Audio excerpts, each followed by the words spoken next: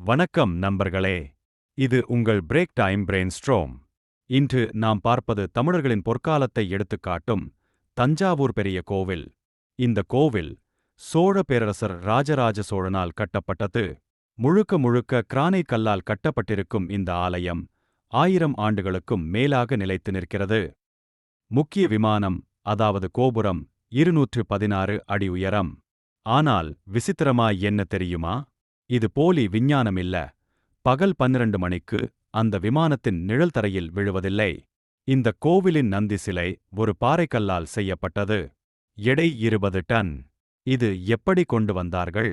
எந்த இயந்திரமும் இல்லாத அந்த காலத்தில் இது ஆச்சரியம்தான். கோவிலின் சுவர்களில் உள்ள சுவரோவியங்கள் சோழர்கள் எப்படி வாழ்ந்தார்கள், என்ன பாரம்பரியம் வைத்திருந்தார்கள் என்பதைச் சொல்லிக் கொடுக்கின்றன. இந்த ஆலயத்தின் இசை மண்டபம் ஒவ்வொரு கல்லும் ஒரு இசையை உண்டாக்கும். நீங்கள் அங்கு போனால் கையால் தடவினால் கூட ஒலி வரும். இது ஒரு இசைக்கல்.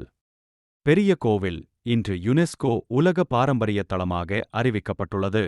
அது வெறும் கட்டடம் அல்ல, அது ஒரு கலாச்சாரம், அறிவியல், ஆன்மீகம் எல்லாம் கலந்த கலைப்பாடல். நன்றி. இது உங்கள் பிரேக் டைம் பிரெயின்ஸ்ட்ரோம். மீண்டும் சந்திப்போம். லைக், ஷேர், சப்ஸ்கிரைப் பண்ணுங்க. Folded hands.